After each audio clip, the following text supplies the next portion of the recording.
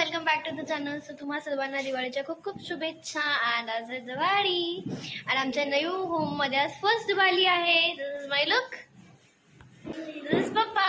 दिवाळीच्या आपणा सर्वांना अकोट शहरवासियांना खूप खूप शुभेच्छा. आमच्या न्यू घरात आज आमची फर्स्ट दिवाळी आहे.